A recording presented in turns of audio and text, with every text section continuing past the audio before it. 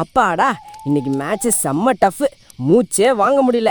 யாராவது ஒரு ஜாலியான மேட்ரை சொல்லி எங்க எனர்ஜியை ஏத்துங்களேன். ஆமாண்டா, எனக்கும் பசி எடுக்கிற மாதிரி இருக்கு. யாராவது ஒரு மொறு மொறு மேட்ரு சொன்னா நல்லா இருக்கும். ஸ்கை, நீ எப்பவும் ஒரு விசித்திரமான கதை வச்சிருப்பியே, அந்த உருட்டு மேட்டர் ஒன்று சொல்ல. உருட்டு மேட்ரா? இன்னைக்கு நான் சொல்ல போறது நம்ம கோவக்காரங்க பண்ண ஒரு பெரிய உருட்டு சம்பவம். இது ஒரு இரும்பு தராசை பத்தின கதை. தராசா? அதுல என்னப்பா அவ்வளோ பெரிய விஷயம் இருக்க போகுது? அந்த தராசுல தான் ஒரு பிட்டை போட்டு ஒரு நண்பன் இன்னொரு நண்பனுக்கு எப்படி குழி தோண்டுனா அந்த பொய் எப்படி இத்து போச்சுன்னு சொன்னா நீங்க சிரிச்சு சிரிச்சு டயர்ட் ஆயிடுவீங்க. ஓ, அந்த இரும்பு தராசு கதையா? அதுல வர்ற அந்த பருந்து ட்விஸ்ட் தான் செம மாசா இருக்கும். சொல்லு ஸ்கை, நாங்களும் கேக்குறோம். கோவை மாவட்டம் சுத்தப்பட்டு ஊருக்கெல்லாம் ஏகாம்பரம் தராசுன்னா அம்புட்டு பிரபலம். மனுஷங்கிட்ட ஒரு பழைய இரும்பு தராசு இருந்துச்சு. அது அவங்க அப்பத்தா காலத்து சொத்து. ஒரு நாள் ஏகாம்பரத்துக்கு பொள்ளாச்சி சந்தையில ஒரு பெரிய பிசினஸ் டீல் முடிவாகுது. ஒரு மாசம் அங்கேயே தங்கணும். தராசை எங்க வைக்கிறதுன்னு யோசிச்சவரு அவரோட உயிர் நண்பன் சோமு வீட்டுக்கு வர்றாரு. என்ன சோமு, சௌக்கியமா? வீட்டில் அக்காவெல்லாம் சௌக்கியமா இருக்கிறாங்களா? நான் ஒரு முக்கியமான வேலையா பொள்ளாச்சி வரைக்கும் போகிறேன் சாமி. வர்றதுக்கு ஒரு மாதத்துக்கு மேலே 1000 கோலை இருக்குது. இந்த இரும்பு தராசை மட்டும் கொஞ்சம் பத்திரமா உன் வீட்டில் வச்சுக்கிறியா? வந்து வாங்கிக்கிறேன். அடேயப்பா, இம்புட்டு இரும்ப வித்தா ஒரு வாரத்துக்கு கறிச்சோறு சாப்பிடலாமே. அடா, என்ன ஏகாம்பரம் விசேஷம்? நீ போயிட்டு வாப்பா. தராசி என்ன, உன் தம்பியவே என்கிட்ட விட்டுட்டு போ. கண்ணுல விளக்கெண்ணெய் ஊத்தி ஒரு கொசு கூட அண்டாம அம்புட்டு பத்திரமா பாத்துக்கிறேன். ஒரு மாசம் முடியுது. ஏகாம்பரம் பொள்ளாச்சியிலிருந்து திரும்பி வர்றாரு. சோமு தம்பி, காரியமெல்லாம் நல்லபடியாக முடிஞ்சதுப்பா. அப்படியே அந்த தராசை எடுத்துட்டு வந்தீங்கன்னா நான் கிளம்புவேன். என்னத்த சொல்ற ஏகாம்பரம், நீ போனதிலிருந்து எனக்கு தூக்கமே இல்லை.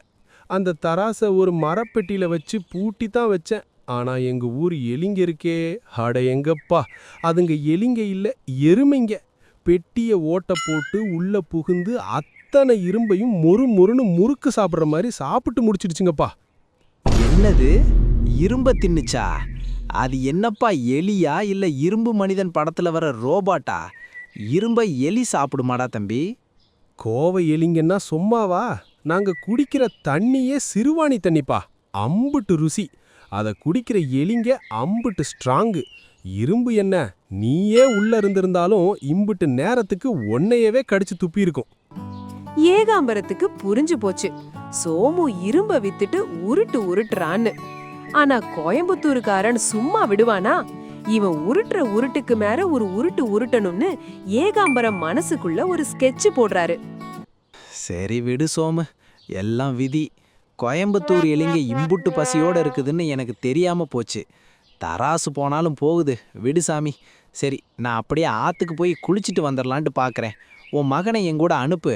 போகிற வழியில் அவனுக்கு ஒரு 5 ரூபா குச்சி ஐஸ் வாங்கி தந்துட்டு அப்படியே கூட்டிட்டு போகிறேன். தராசையும் ஆட்டையை போட்டாச்சு, பையனுக்கு இலவசமா ஐஸ்கிரீம் கிடைக்குது. அதற்கென்னப்பா, தாராளமா கூட்டிட்டு போ. டே தம்பி, மாமா கூட போயிட்டு வாடா. கொஞ்ச நேரம் கழிச்சு ஏகாம்பரம் மட்டும் தோள்ல துண்ட போட்டுக்கிட்டு முகத்தை ஒரு மாதிரி ஊருன்னு வச்சுக்கிட்டு வர்றாரு. கையில பையன் இல்ல. என்ன ஏகாம்பரம், நீ மட்டும் தனியா வர்ற? என் மகன் எங்க? ஐஸ்கிரீம் கடையிலேயே விட்டுட்டு வந்துட்டியா என்ன? ஐயோ சோமு, அதை ஏன் கேட்குற? பெரிய கொடுமை நடந்து போச்சு சாமி. ஆற்றுல இறங்கி குளிச்சுக்கிட்டு இருக்கும்போது வானத்திலிருந்து ஒரு பருந்து வந்துச்சு பாரு. அப்புட்டு பெரிய பருந்து. கண்ணு இமைக்கிற நேரத்தில் உன் மகனை தவ்வி தூக்கிக்கிட்டு அப்படியே மேட்டுப்பாளையம் பக்கமாக பறந்து போயிருச்சுப்பா. ஏகாம்பரம், என்னடா உருட்டுற? கொஞ்சம் கூட அறிவே இல்லையா? ஒரு சின்ன பருந்து எப்படிடா 6ஆம் கிளாஸ் படிக்கிறேன் என் மகனை தூக்கிட்டு போவோம்? அவன் என்ன சுண்டக்காயா? பொய் சொல்லாதடா.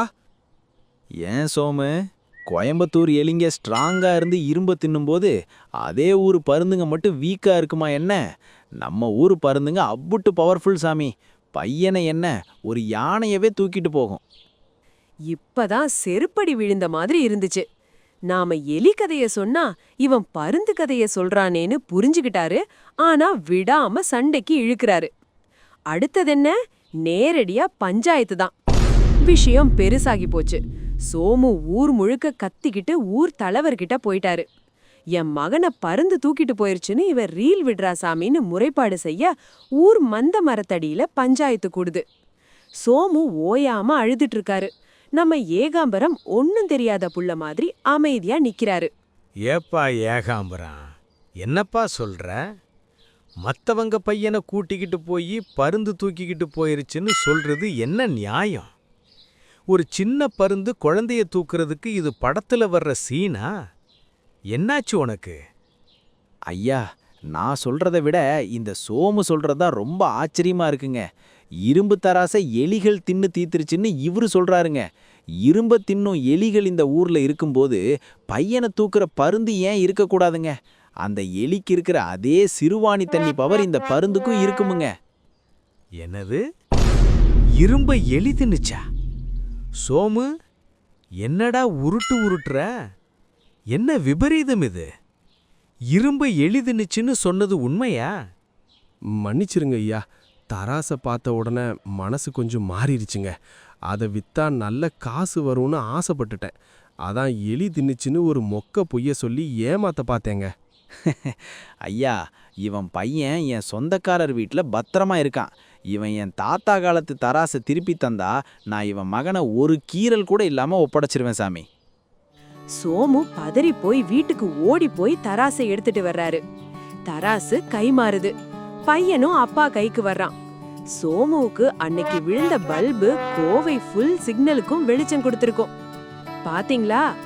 எந்த வழியில் அடுத்தவரை ஏமாற்ற நினைக்கிறோமோ அதே வழியில் நாமும் ஏமாற்றப்படுவோம். பேராசை பெரு நஷ்டம்.